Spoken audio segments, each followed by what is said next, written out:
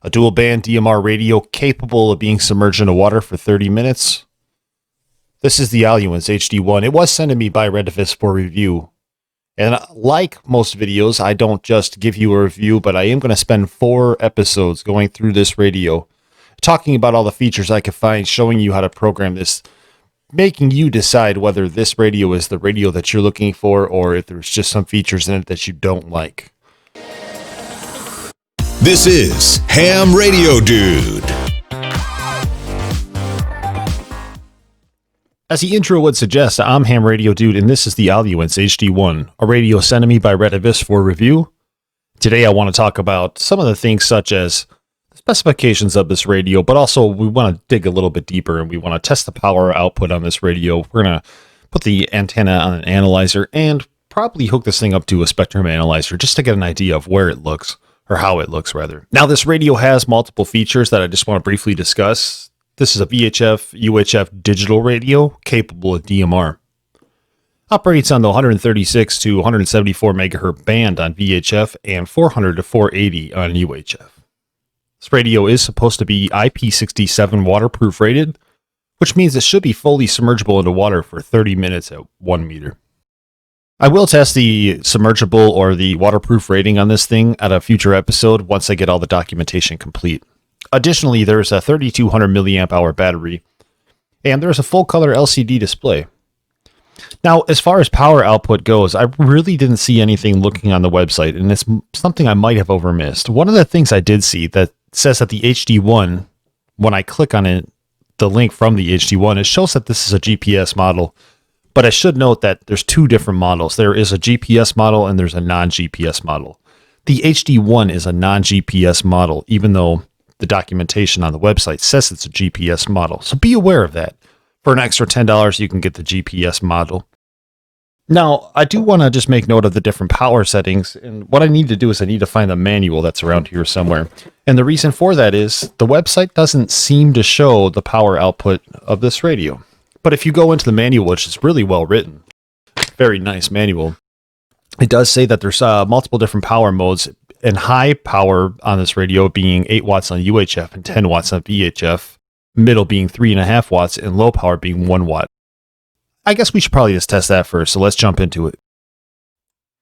I've attempted to get the antenna as far away from my electronics as possible, and I think you're going to see some fluctuations.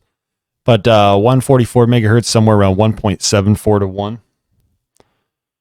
We go up to 146.52 area, call it 5.3, 1.27 to 1.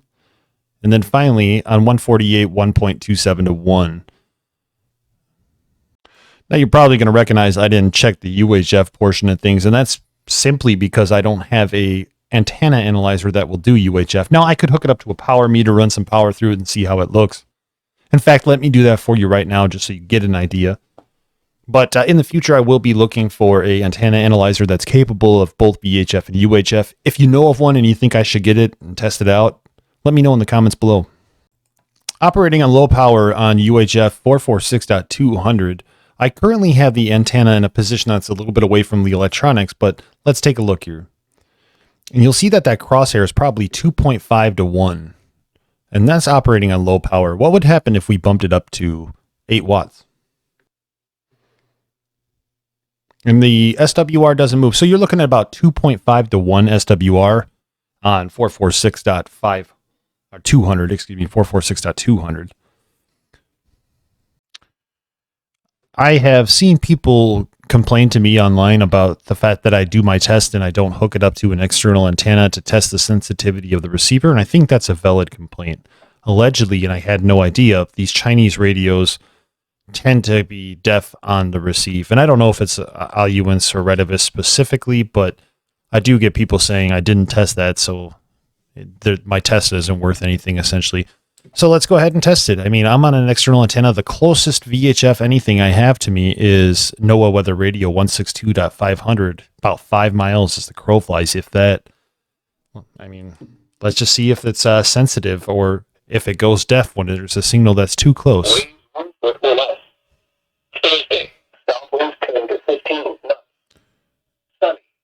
It does work. Yeah, so there's no deafness there. Let me plug in another radio and check it out. I will say, though, This speaker that's in the radio is a 500 milliwatt speaker. It says greater than or equal to 500 milliwatts, but I'm pretty sure it's a 500 milliwatt speaker. But if you turn it up past, I don't know, say halfway, it really starts to become distorted with the audio. 36 degrees of Tuesday, 11:59 p.m. And then personally, I think that sounds horrible. I wish they would have upgraded to a 1 watt speaker on this thing. Let's hook up another radio and see if it sounds equally as well. And I think it'll be fair to hook up a Yaesu radio because that's what I've been seeing people comparing it to. The higher end radios don't go deaf. Again, No precipitation fell yesterday, which leaves the monthly total at a trace. okay. And then I'm actually just going to keep it on camera here so you can see I'm using the same antenna.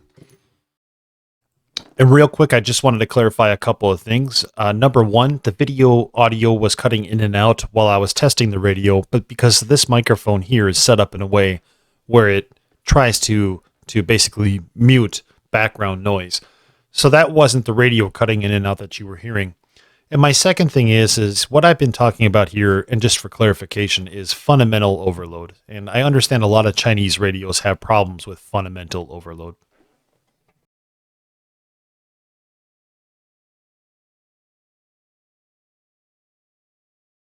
So here I have my Yaesu FT70, my trusty Yaesu FT70D. And we're going to do the same thing. Northwest suburbs, including Woodstock. Sounds good. Libertyville, and Ailunce. The current time is 6:48 a.m. Central Standard Time. So I will say that, let me turn that off. I will say that I did not see any receiver sensitivity issues with receivers being too close, basically overloading the front end. Let's go ahead and test out a different Noaa weather radio. I think it's like 162.550. Becoming mostly clear. Today, west winds 10 to 15 knots. Waves 1 foot or less. Tonight, northwest winds 5 to 10 knots, becoming south after midnight. Mostly clear. Waves 1 foot or less. Thursday, south winds 10 to 15 knots. Mostly sunny. Waves 1 to 3 feet. Thursday night, southwest winds 10 to 15. Now let's go ahead and just plug in the Ailunce HD1. I do want to make note that this Yaesu does sound a lot better than the Ailunce, and the Yaesu only has, I think, a half a watt or a 3/4 watt speaker as well. So I just want to make a note that I'm really not happy with the way this thing sounds.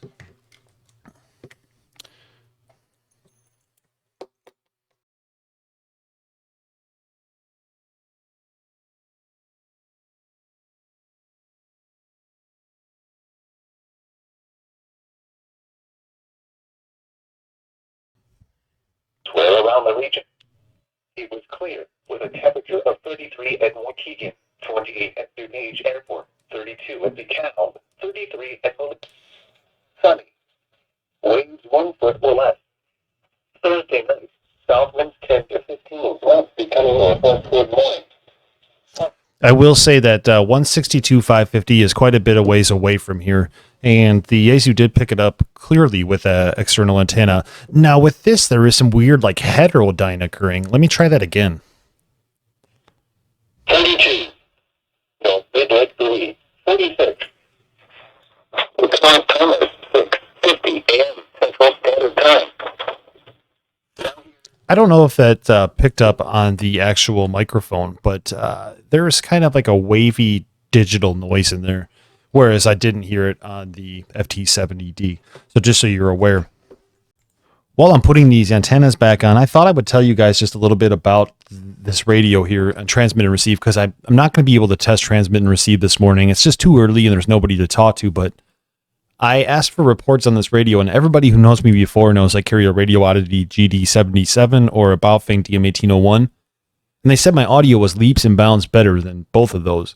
So that is nice to know, and there's actually, for analog, there's mic gain feature in here so you could adjust your mic gain, unlike stock configurations for some other radios. So I got the antenna back on the Ailunce, and let me get it back on the Yaesu FT70, and let's just go ahead and listen to those same two frequencies and see if there's a big difference with the stock antennas.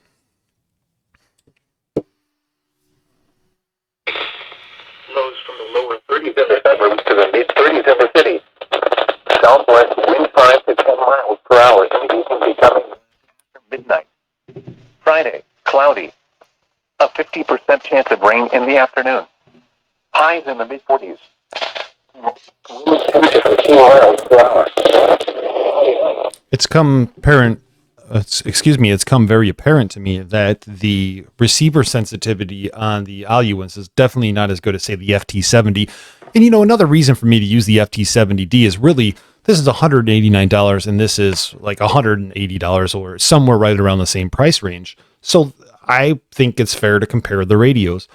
Yeah, this one doesn't do DMR and this one does, but this one does fusion and this one doesn't. So you pretty much get my point on that. But the Yaesu has a better sound to it. And, unfortunately, it has a better receive on it too. Let's check that local weather station, 162.500. Lows from the upper teens to mid-20s. Coming south after midnight. Mostly clear. Waves 1 foot or less. Thursday. Mostly sunny. Waves 1 to 3 feet. Thursday night. Southwest winds 10 to 15 knots, becoming northwest after. Partly cloudy in the evening, then becoming. So what it is I feel like the speaker quality on the Yaesu is just a little more full. They're both receiving. It's just the audio quality isn't as superior as, say, the Yaesu. And then the receive sensitivity appears to be a little bit less on this guy. What should we talk about next? Let's find out. I'm going to go ahead and I'll put the emission standards kind of like above me in a quote or something along those lines.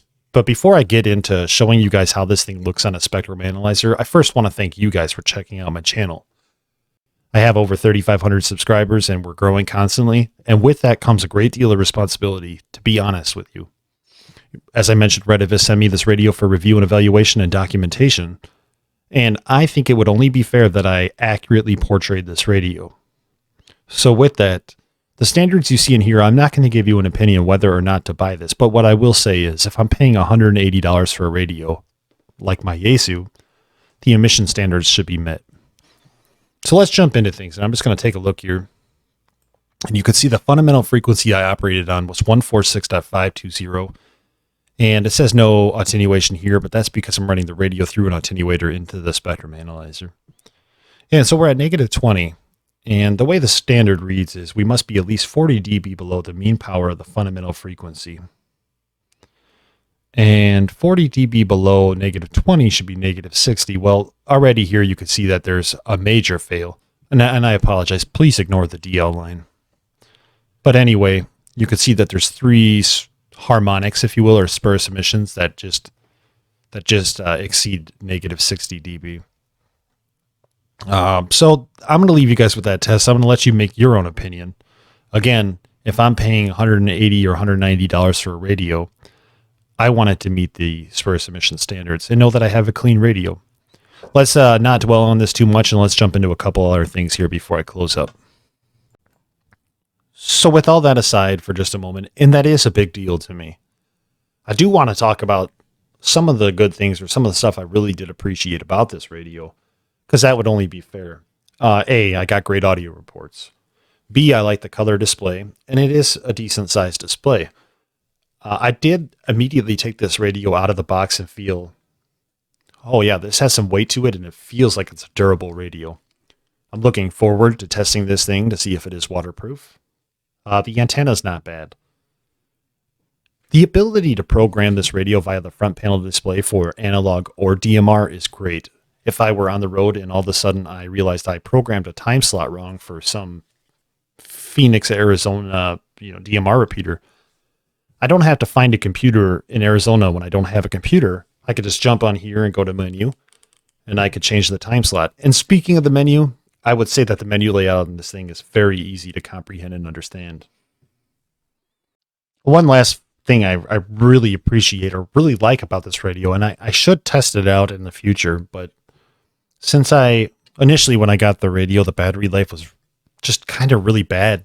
I'd be sitting here and in 30 minutes, it would go down from 100% to 92%. But after a few charges, it seems like I took this off the charger yesterday at 4 p.m. my time, and I operated with it until about 8 p.m., both talking and just listening, but quite a bit of talking, probably an hour and a half, 2 hours of talking. And then I've had this on and off all morning, well, for the last 2 or 3 hours this morning, not transmitting, but just receiving and so forth and playing with the settings. And I'm still at 100% battery. You know what? Maybe we should just really quick jump in and see what my battery voltage is to see that that's 100%. Okay, I just want to make a note that I should have tested the battery before I started playing with it and everything like that. So I will in a future episode charge it up, test it right away, and get an idea of the maximum voltage. But right now, when I test this battery, I get 7.81, 7.82 volts, which I don't think is horrible for being on for multiple hours this morning and then many hours yesterday, including transmitting time. I definitely say a 3200 milliamp hour battery is kind of a nice thing to have. And so that is the good, the bad, and the ugly with the HD1 from Ailunce. Again, I'm very grateful they sent me this radio. I'm happy you checked out this review or this overview. And what I do want to mention is I still have this radio. So if you'd like to see more tests done, I still have a few episodes that we're going to be conducting. So let me know in the comments below what I might have missed and what you'd like to see. And to the best of my abilities, I'll try to do it. I'm Ham Radio Dude. Until next time, thanks for checking out my channel. Don't forget to subscribe. 73.